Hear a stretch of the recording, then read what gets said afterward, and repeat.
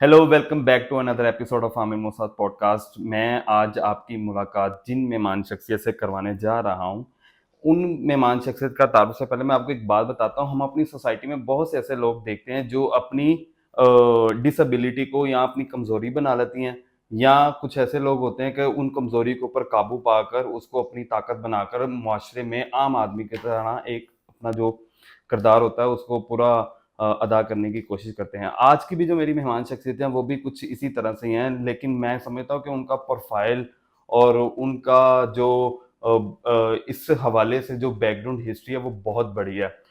मैं बात कर रहा हूँ मोहसिन नवाज़ साहब की। मोहसिन नवाज़ साहब के बारे में आप लोग सब लोग जानते हैं, आप लोगों ने सुना भी होगा। रेडियो एफएम 103 पर इनका प्रोग्राम भी चलता रहा है डिसेबिलिटी के हवाले से। तो आज वो मेरे साथ मेरे पॉडकास्ट में मौजूद हैं। सर, अस्सलाम वालेकुम सर। वालेकुम सलाम, क्या हाल है आपका? आई एम गुड, आप बताएं, आप खैरियत से हैं? बिल्कुल ठीक। आपके आपका जो नाम है ना, जी सर। वैसे उसके अंदर भी बड़ा जोर है। अच्छा। देखिए, अगर कोई आमिर हो जी सर। जैसे कि आप हैं, तो बात तो एहतियात से करनी चाहिए, बिल्कुल सर। है बिल्कुल ना? बिल्कुल जी जी। सर। मैं ज़रा थोड़ा-सा खुद हो गया था। अच्छा। सर, आप खैरियत से माशाल्लाह? अल्लाह का शुक्र है, अल्हम्दुलिल्लाह। सर, आपसे मिलकर मैं आपको सोशल मीडिया पे आपको बहुत बड़ा आपका फॉलोवर हूँ, आपकी वीडियोज़ देखता रहता हूँ, बहुत आपका बहुत काम सुनता रहता हूँ, देखता रहता हूँ। बहुत शुक्रिया। आज अल्लाह ताला ने आपसे मुलाकात का भी शर्फ़ बख्श दिया है। मेरे लिए भी ये शर्फ है और एजाज है। सर, अल्लाह आपसे राज़ी हो। आप इतने बड़े अल्फ़ाज़ इस खाकसार के लिए यूज़ कर रहे हैं, लेकिन ये एक्चुअली मैंने आपके बारे में यूज़ करने थे सर। बड़ी मेहरबानी आपकी, सर, अल्लाह। वो सबसे पहले तो मुझे ये बताएँ कि वो जो एक औरत आई थी जिसने आपकी लाइफ़ में वो कुछ अल्फ़ाज़ बोले थे, जी। वो आई इसी काम के लिए थी कि हाँ, वो किसी और काम के लिए आई थी? कुदरत ने भेजा था उसको। कुदरत ने भेजा था। हाँ। अगर वो उस टाइम पर ना आती, जी। तो आज शायद मोहसिन नवाज़।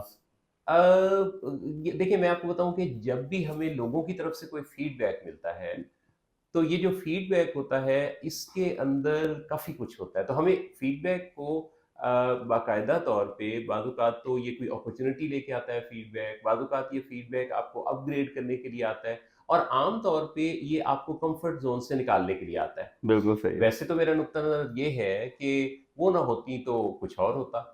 तो तो आजकल आजकल तो वो आपको बारे में देखकर या हुँ। सुनकर ही वो हैं भी हैं, हयात हैं अ, कि वो? अगर तो वो कोई आलमी रिकॉर्ड तूले उम्री का रख चुकी हैं, तो फिर इस वक़्त उनकी उम्र होनी चाहिए कोई 130 साल। क्योंकि नहीं सर जी, जी, निकल आते हैं ऐसे-ऐसे अच्छा, सोसाइटी में भी लोग कहीं न कहीं मिलने, मतलब आपको दिखाई मतलब नज़र दिखा सामने नहीं नज़र आते, आते हैं। हाँ, लेकिन बिल्कुल है। छुपे रुस्तम होते हैं, आप हाँ, अगर बिल्कुल सही है। सही।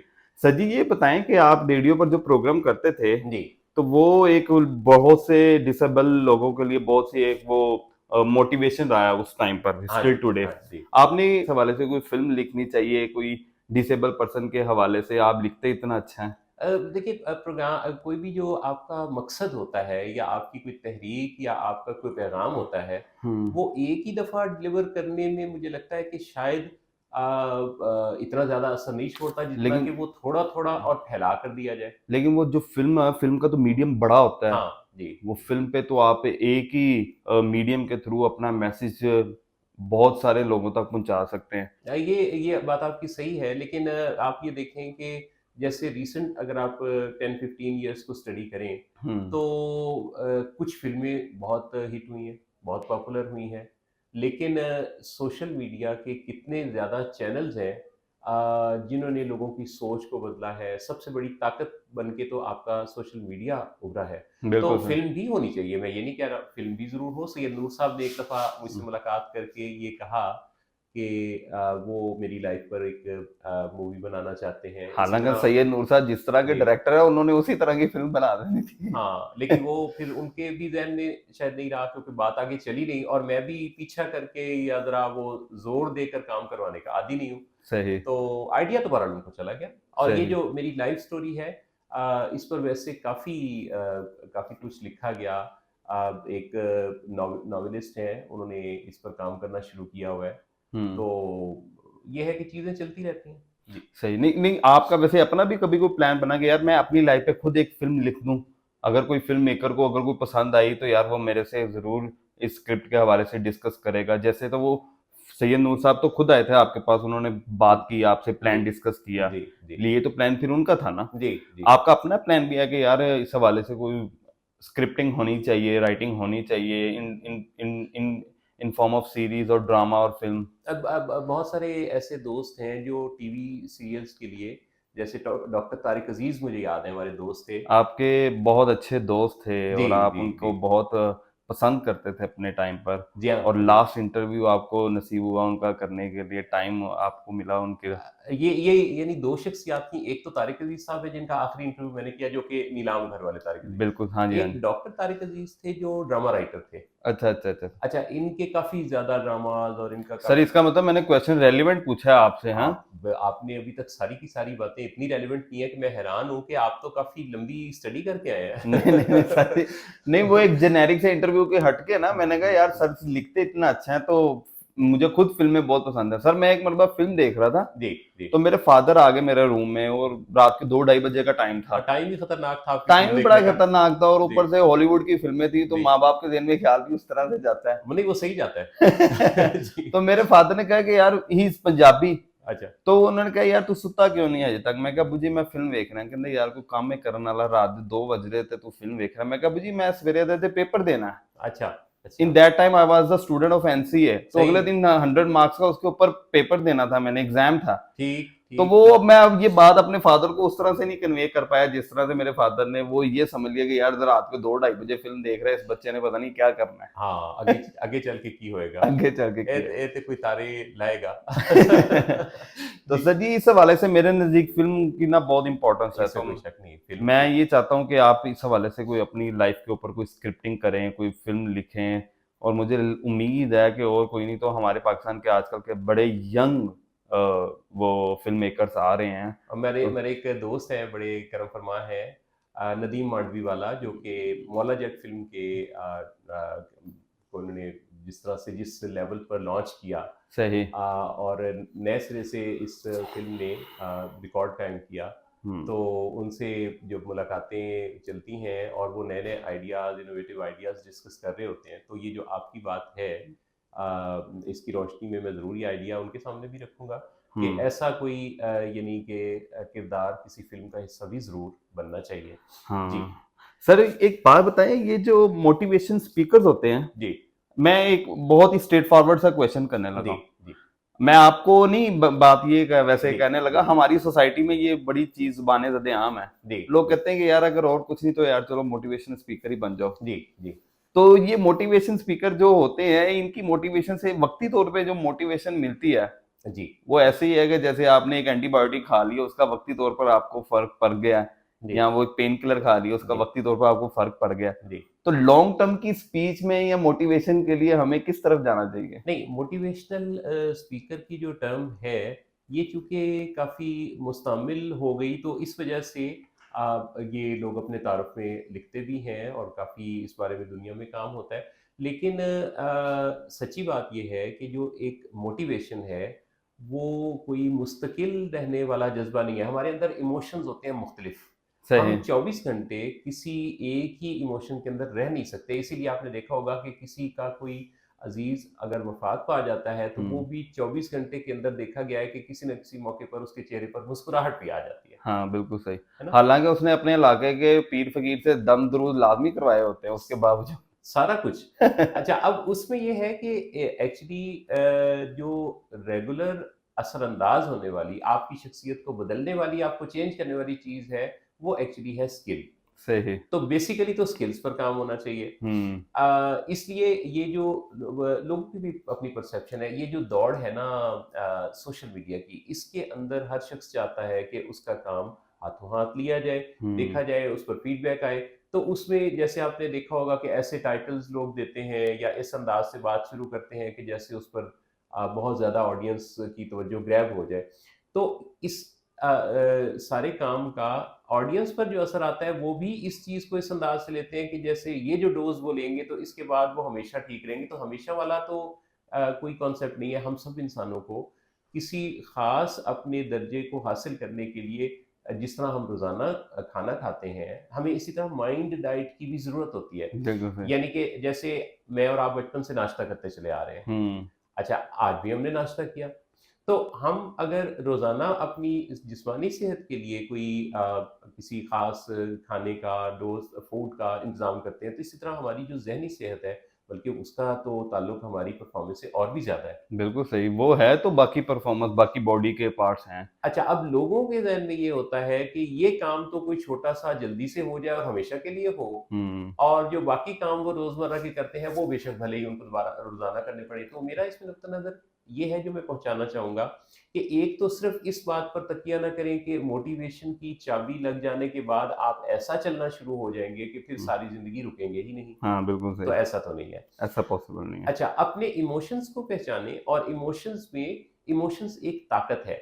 इसमें आपको मोटिवेशन भी चाहिए, विल पावर भी चाहिए, स्किल पावर भी चाहिए, आपको बैलेंस भी चाहिए, तवाज़ुन भी चाहिए। जैसे अभी आपने कमज़ोरी का लफ्ज़ बोला था, तो एक्चुअली कमज़ोरी और ताकत के बैन एक चीज़ है जो कि एक तवाज़ुन की शक्ल है। सही यानी है। ज़ोर आवर होना भी ठीक नहीं है और हुँ, कमज़ोर होना भी ठीक नहीं है। हुँ। हाँ, अपने ज़ोर को, अपनी ताकत को पहचानना ठीक है। बिल्कुल सही। तो असल चीज़ ये हुई कि फ़ोकस हमें इस पे करना है कि मेरी सलाहियत क्या है, और मुझे इस दुनिया में जो भेजा गया, तो उस सलाहियत को बरूए कार लाने, इस्तेमाल करने के लिए और उसे पॉलिश करने के लिए मुझे किन ज़राए का इस्तेमाल करना है। हुँ, रोज़ाना की बुनियाद पर कुछ-कुछ काम करना, यानी कंसिस्टेंट होना, मुस्तकिल मिज़ाज होना, अपनी सलाहियतों पर रोज़ाना कुछ न कुछ निखार पैदा करना, और अपने दिन के आगाज़ पर अपने उस दिन के लिए कुछ अपनी पॉजिटिव प्रोग्रामिंग करना, पॉजिटिव अफ़र्मेशन के साथ दिन का आगाज़ करना,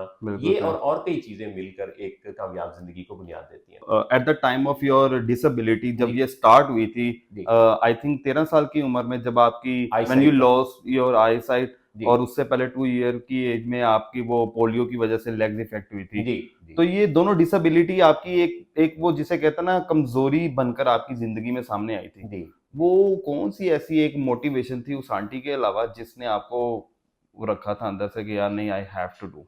मेरा अल्लाह मेरे साथ है। क्या बात है! और इसके होने से ये हुआ कि मैंने ये पहचाना, क्योंकि मेरे साथ ये होता चला आया है कि जब मैं किसी चीज़ का इरादा करता हूँ और अपनी पूरी कोशिश के साथ अपने अल्लाह से दुआ करता हूँ, तो वो हुँ, काम हो जाता है। क्या बात अल्लाह है! ताला उसमें बरकत डाल देता है। तो ये जब चीज़ है ना, ये अगेन एंड अगेन होने लगी, तो मुझे ये यकीन हो चला हुँ, कि अल्लाह की मेहरबानी मेरे साथ है, उसका साथ मेरे साथ है, हुँ। तो फिर बरकत बढ़ती चली गई। सर एक सवाल बगैर शर्माए आपने इसका ऑनेस्टली आंसर करना है। जी। हम आजकल के नौजवान या जितने भी लोग सोसाइटी में देखते हैं तो हमारा डेली बेस पे कोई ना कोई क्रश अपडेट होता रहता है। हुँ, हुँ, हुँ। आपका लास्ट टाइम क्रश अपडेट कब हुआ था सर? और आपका क्रश अपडेट कैसे होता है? आप आवाज़ सुन के अपडेट कर लेते हैं कि महसूस करके अपडेट कर लेते हैं? खूबसूरती तो हर यानी जो जो जमालियाती हिस्स रखने वाला शख्स है उसको भाती है। क्या बात तो है! मेरे वो तो नज़दीक, आपके पास बहुत स्ट्रॉन्ग है सर हाँ, जी। मैं किसी एक शख्सियत तक मैं यानी अपने किसी ऐसी हिस्स को महदूद रखने का इसलिए ख़्याल नहीं रखता। जैसे मेरी मोहब्बत तो मेरी वाइफ़ है, क्या और बात है! जो मेरी लाइफ़ पार्टनर भी हैं। हुँ, लेकिन वैसे मैं मोहब्बत के जज़्बे को एक आफ़ाक़ी जज़्बा समझता हूँ। मेरे ख़्याल के मुताबिक पूरी दुनिया में, यानी आप और कोई दूसरा और फिर कोई तीसरा और फिर बाकी साढ़े 7 अरब, हुँ, ये जो सारे के सारे इंसान हैं ना, ये अल्लाह के उसी जलवे का परतौ है, तो सब हुस्न का पैकर है। क्या और बात है! हर एक से मिलकर अगर आपको कोई हुस्न की झलक उसके अंदर नज़र आती है, तो फिर सुभान अल्लाह तो निकलना ही चाहिए। क्या बात है! और ये झलक डेली बेस पे अपडेट होती रहती है? हाँ, अभी-अभी आपके साथ मिलके भी हुई है। अच्छा।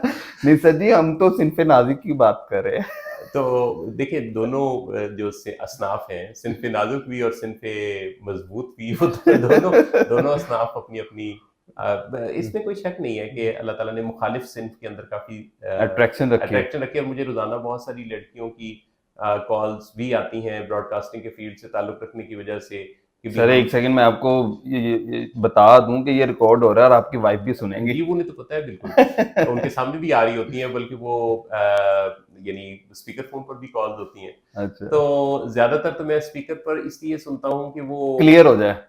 नहीं, असल में ये होता है कि जो पास बैठा बंदा होता है ना, अगर फ़र्ज़ करें 2 लोगों की सिटिंग है, तो हुँ। अगर मैं कोई कॉल स्पीकर फ़ोन पे दूँगा, तो जिससे मेरी बातचीत चल रही थी, उसकी भी कुछ ना कुछ दिलचस्पी का सामान उसमें पैदा हो जाए। तो सही। बहुत सारे लोग जो हैं नहीं वो, मुझे लगा कि आप स्पीकर पे इसलिए सुनते हैं कि रात को जो अदालत-ए-उज़्मा लगनी है वो ना लगे। ये अब आप जो छेड़ना मुझे चाह रहे हैं और मैं छेड़ नहीं रहा। इस नहीं बार सर जी, ये तो होता है, हर मर्द की जिंदगी में ऐसा होता है। हाँ अपनी प्रोफेशनल लाइफ में लेके उसकी कोलीग्स ऐसी होती हैं कि अचानक कॉल आ जाती है और वो जी उसने जी। चाहे अपने ऑफिस से रिलेटेड ही कोई बात डिस्कस करनी हो, अच्छा लेकिन और फिर भी इस हवाले से इन्वेस्टिगेशन शुरू हो जाती है। उसकी वजह शायद एक और भी है कि मैं शायद इस वजह से भी कुछ इम्यून हो चुका हूँ कि मेरा जो नंबर ऑफ कॉल्स है जी सर। उसमें कोई 80% खवातीन की कॉल्स हैं। अच्छा। और वो वजह ये है कि एक तो साइकोलॉजी काउंसलिंग के फील्ड से मैं रिलेटेड हूँ, फिर हम्म। ब्रॉडकास्टिंग और ये वो, तो तकरीबन मैंने पिछले दिनों तो आमिर भाई एक दिन ऐसा भी गुजारा कि काफी दिन गुजर गया किसी मर्द की आवाज न सुनी। तो सही। तो आप बड़े आ रहे हैं आहिस्ता आहिस्ता, देख लें, आपने कहा हाँ आप मेरे मुंह से निकलवाना चाह नहीं, रहे हैं, लेकिन अब उस उसमें फिर ये होता है कि जब आप इतना ज़्यादा एक तरह से एक्सपोज़र होता है ना, बिल्कुल तो सही। उसमें फिर आप कोई इंतज़ार की कैफ़ियत में नहीं होते। बिल्कुल आपके सही। तकरीबन एक और वो फिर आगे फ़ील्ड भी ऐसा कि जिसमें हमें पता है और लोग यानी ऐसी-ऐसी बात भी शेयर करते हैं। हम्म। क्योंकि शायद उन्हें ये भी अंदाज़ा होता है कि जैसे मेरे साथ बात करते हुए कोशिश तो ये करता हूँ, मैं कोई 100% तो इसकी बात नहीं कर रहा, लेकिन कोशिश मैं ये करता हूँ कि मेरिट पर सही मशवरा दिया जाए। सर नहीं, मशवरा सही ही देना चाहिए ताकि हाँ, जी, जी, सही है। जी, अच्छा सर, एक बड़ा सीरियस क्वेश्चन है जी। और बड़ी पिछले सवालात भी सीरियस थे काफ़ी। अच्छा जी, आप इंजॉय कर रहे आज हैं। मज़ा आ रहा है ना आपसे बात सर करके। जी, ये टेक्नोलॉजी का जो एकदम से फ्लड आया है, जी। इसने हमारी नौजवान नस्ल पे किस तरह के असरात छोड़े हैं? अच्छे नहीं छोड़े, क्योंकि उनके अंदर इमोशनल रेगुलेशन बाज़ औक़ात नहीं होती। टीन एज में बच्चे होते हैं, फिर अर्ली 20s में, तो उनके अंदर एक तो काफ़ी सारे मसाइल में से एक मसला स्क्रीन एडिक्शन का देखने में आ रहा है। फ़ोन से, स्क्रीन से चिपके रहना, नज़रें ही ना हटाना, इनकॉग्निटिव टैब के यूज के साथ। फिर अपने पास बैठे हुए लोगों से डिस्कनेक्ट होना, आइसोलेटेड हो जाना, उनके उनके अकेले कमरे में भी उन्हें किसी और के साथ कोई सोशलाइज़ करने की ज़रूरत नहीं है, वो और उनका हम्म। फ़ोन होना चाहिए, वो और उनका लैपटॉप होना चाहिए। बिल्कुल। अच्छा, अब ये जो सारी चीज़ें हैं, ये एक सेहतमंद ज़हन के लिए और एक सेहतमंद दिमाग के लिए ठीक नहीं है, क्योंकि उसके लिए फ़िज़िकल एक्टिविटी भी चाहिए, खेलों में हिस्सा भी चाहिए, सोशलाइज़ेशन भी सर आई चाहिए। Am really sorry for interruption, इसलिए हमारी खेलों की एक्टिविटी उस तरह से नहीं है, हमारे हॉस्पिटल भरे पड़े हैं मरीजों से जी। और जो हमारे खेल के मैदान है वो खाली पड़े हैं। सही बात है, बिल्कुल सही बात है। और इसमें जो है वो आपकी जो सोशलाइज़ेशन है, मतलब मैं देखता हूँ मेरे पास बहुत सारे लोग एंटी सोशल बिहेवियर्स के साथ आ रहे हैं। अच्छा। यंगस्टर्स की उस सतह पे तरबियत नहीं हो रही, वो उनके अंदर चूँकि जोश है, हम्म। पर उस जोश को होश के साथ इस तरीके से चैनलाइज़ करने की ज़रूरत होती है कि आप देखें तारीख़ में वो लोग कामयाब हो गए जिन्होंने अपने जोश को यानी इमोशंस को अपनी ताकत बनाया हम्म। और उसको इस तरह से चैनलाइज़ किया कि क्रिएटिविटी में अपना नाम कमाया। ये माशाल्लाह मुझे अच्छा लगा, आपने अपनी तारीफ खुद भी की है सर। नहीं मैं नहीं, मेरा कहने का मकसद नहीं ये है सर, कि होनी चाहिए, ऐसा होना चाहिए। अपना जो कंट्रीब्यूशन है ना, वो आपको इस तरह से कि अपनी ताकत को पहचान कर फिर उसको आप डिलीवर करने का हुनर सीखें, नहीं आता तो सीख लें। हम्म। तो यंगस्टर्स के अंदर काफ़ी बड़े लेवल पर ये चीज़। और फिर एक और मसला जो सबसे बड़ा मसला मेरी नज़रों में इस वक़्त है, वो ये है कि आज के बच्चे अपने माँ-बाप को सिर्फ़ इस वजह से कि ये बच्चे टेक्नोलॉजी ओरिएंटेड हैं, ये ज़्यादा टेकी हैं, ये सॉफ्टवेयर फ्रेंडली हैं, इनको पता है एप्लीकेशंस कैसे काम करती हैं, ये माँ-बाप के भी अपने आप को उस्ताद समझते हैं हम्म। और माँ-बाप के अक्सर फ़ैसलों को ये गलत करार देते हैं। ये कहते हैं कि माँ-बाप को तो इतनी अकल समझ ही नहीं थी और और बाद में बाज़-औक़ात उसका खमियाजा भुगतते रहते हैं उनके सारी। सामने खड़े होके उनको ये कहते हैं कि आपने ये गलतियाँ की, यानी बाज़-औक़ात 100-100 गलतियों की लिस्ट उनके सामने उनका हम्म। एहतसाब करते हैं। अच्छा, हम्म। अब इस बारे में ये चीज़ कुदरत का एक निज़ाम है कि ये तो नहीं है कि माँ-बाप कोई फ़रिश्ते तो नहीं होते। बिल्कुल। वो ज़ाहिर है वो अपनी बेहतरीन कोशिश करते हैं, लेकिन वो एक्सपीरियंस में और मकाम में बच्चों से ऊँचे होते हैं। बिल्कुल। उनकी इज़्ज़त करना, क्योंकि उन्होंने भी अपने उनके बचपन में, बच्चों के बचपन में बहुत सारी रातें और बड़े होने तक बहुत सारे रात और दिन एक किए होते हैं। बिल्कुल तो सही। उनकी उनकी एक एक रियल प्रैक्टिकल लाइफ एक्सपीरियंस होता है उनका पूरी जिंदगी। एक और दूसरी बात ये कि एक आम इंसान भी हमारे लिए काबिल कदर है, यानी कि किसी आम राह चलते शख्स की इज्जत भी हम पर लाजिम है और हम्म। ये तो माँ बाप है। बिल्कुल सही। तो इसलिए ये मैं समझता हूँ कि इस टेक्नोलॉजी ने एक ये थोड़ा इसका ड्रॉबैक है। हर चीज़ का ज़ाहिर है फ़ायदा नफ़ा नुकसान होता है। इसका एक ड्रॉबैक बहरहाल ये नज़र आता है कि इसने काफ़ी खुदसरी सी पैदा कर दी है। बिल्कुल सही।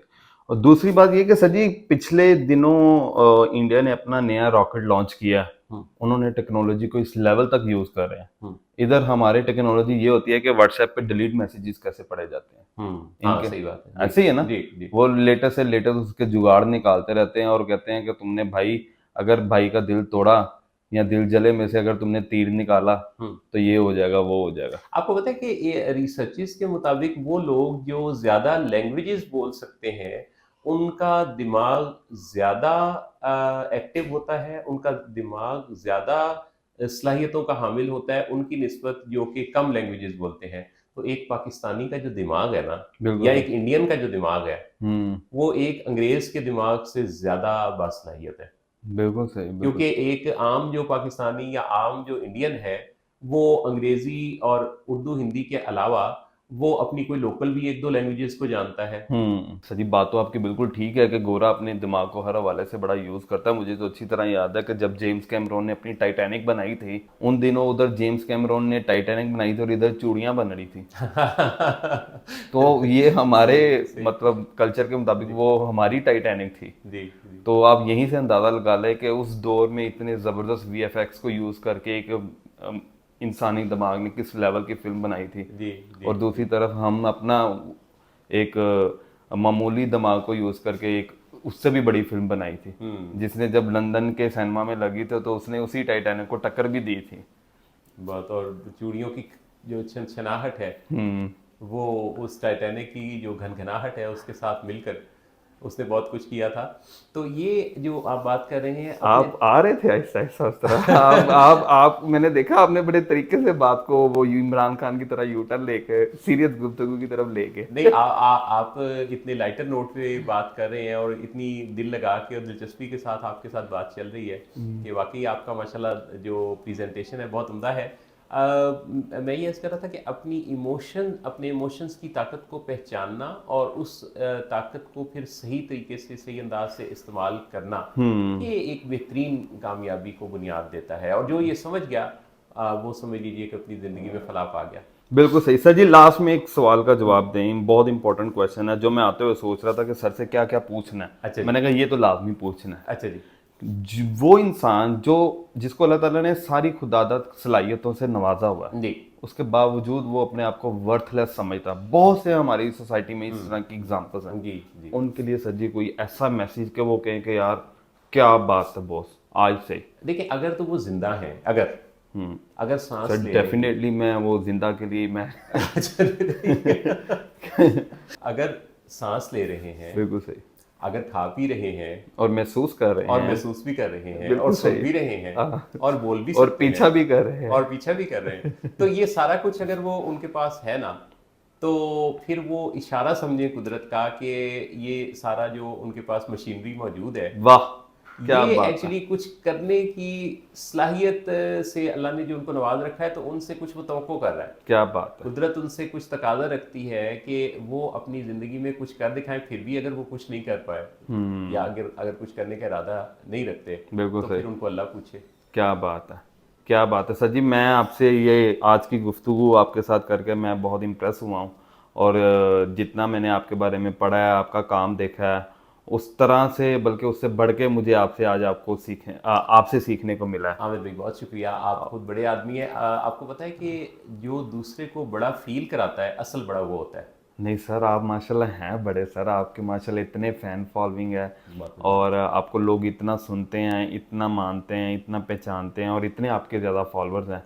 तो ये जो इज़्ज़त है अल्लाह ताला खुद कुरान पाक में फरमाता है कि मैं ही इज़्ज़त देता हूँ और मैं ही ज़िल्लत देता हूँ।